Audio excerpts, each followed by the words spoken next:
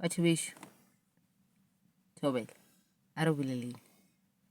So, before we get into it, I just have a question to ask.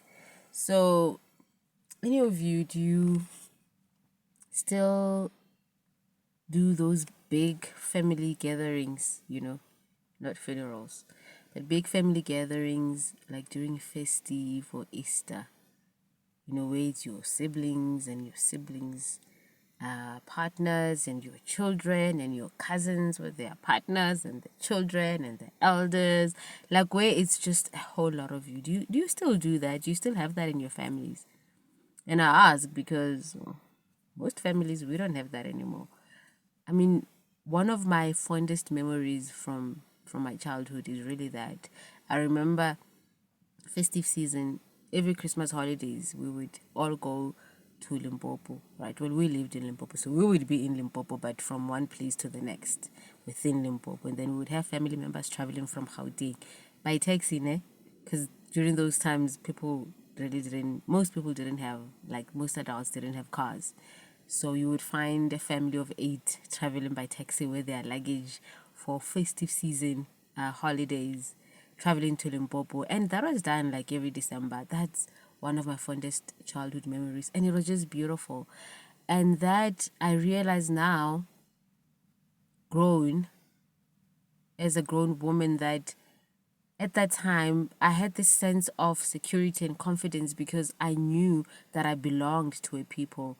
Like I knew that I was a part of a nation because it looked like that. When you are 6, 7, 8, it looks like you are part of a whole nation because there was a lot of us, a lot of us. So this was my great grandmother's children with their children and their grandchildren. So it was just a lot of us, and it was just beautiful. So we would meet, Christmas, yo, and the food and the games, and obviously at that time there was no electricity, so we playing, and there's no TV, there's none of that, but we're just playing, we're having fun, and it was something to look forward to every December. One day in December, I wouldn't know the year, we all got together, and the last day of the holidays before we all went back to the homes that we lived at to start the new year, we said our goodbyes, and that was the last time we would ever meet for a joyous occasion as a family in that capacity ever again.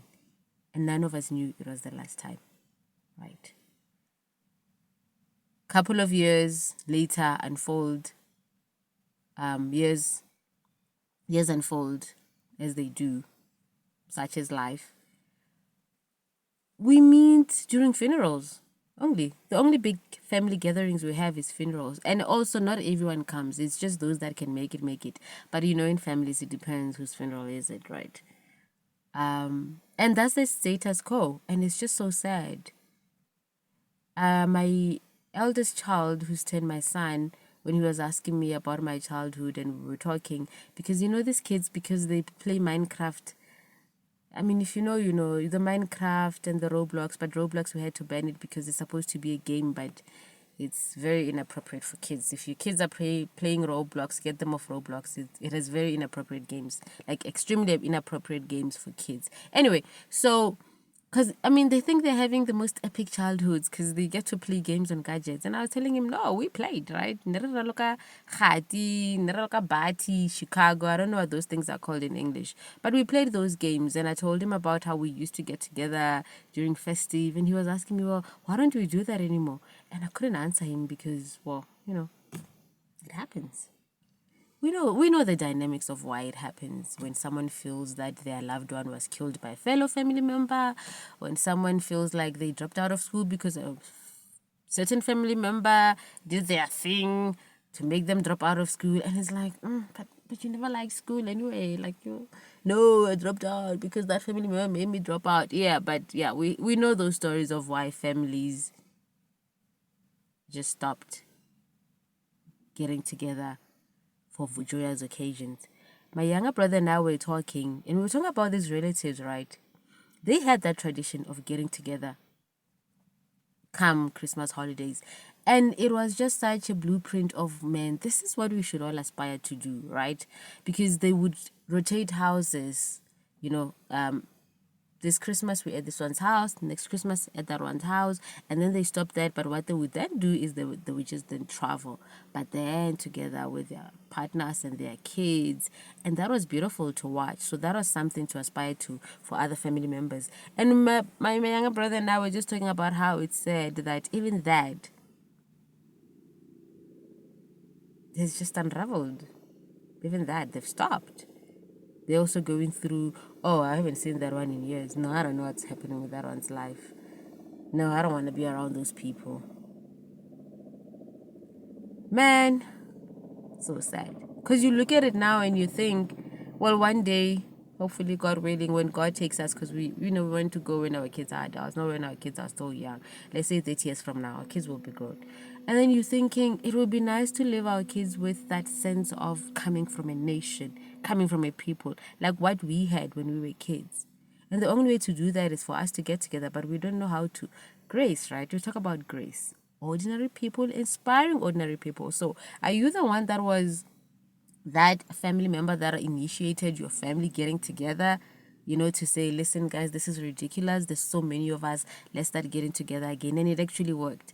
Like you managed to get 90% of your family members to start meeting now and again under joyous occasions and not just funerals only.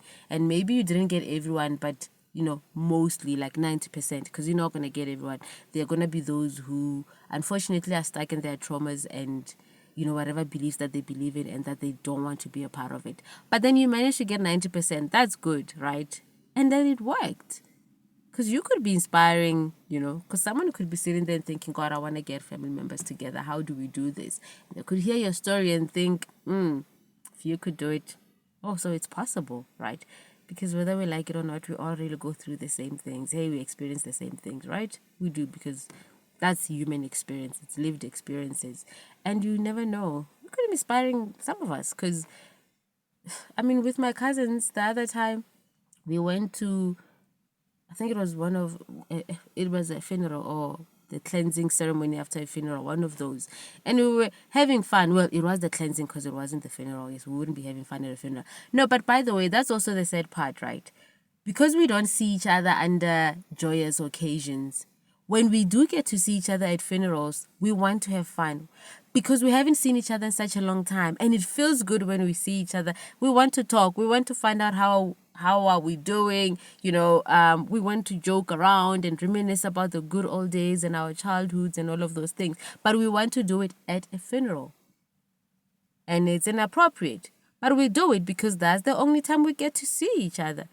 Because we know that then we'll see each other again the next time. Unfortunately, well, it's life. Unfortunately, when some other family member passes away, right? So we were talking with my cousins and we're like, oh God, you guys, you see how much fun we're having? We should do this, man. And that's what we always say. Every time, every funeral, we always say, guys, we should get together. We should do this. And our kids should meet. Our kids should know each other. Like we know each other because the elders did it for us. We used to gather around, like I said, during Christmas holidays, and we knew each other, but our kids obviously don't know each other like that because we don't do those get-togethers anymore. And can you imagine back then it was so hard to travel, but they did it nowadays. There's cars. We have cars. Well, it's my mother's car, but transport. But we don't even do that. It's so easy, and some can afford to even get on planes. We're not there anymore yet. We're still gonna get there, takatakarim, but grace, hope is still there. Get on a plane, but we don't do it. So that's what I'm saying. Maybe you did it with your family, get everyone together. Like, did you do it Madea style? Or you just, however way you did it, and it managed to work, and you stopped this pandemic of the breakup of families. Because I'm pretty sure that there's so much more to gain for all of us from our families being together than being divided. I am pretty sure that we would have less issues of poverty and someone not being able to go to school because they don't have funds, or someone being unemployed because they can't get work. I'm pretty sure within the family structure, when families are united, we can find ways of coming together. And obviously I'm talking healthy family dynamics, and I am aware obviously that there are some families where there was just, a lot of dysfunction and it's impossible. We're not talking about that dysfunction. You can't find anything good in dysfunction. But like that healthiness of families and just coming together. So maybe you have done it and it worked, and you've been dying to tell people that, guys, it's really, it's not worth it to not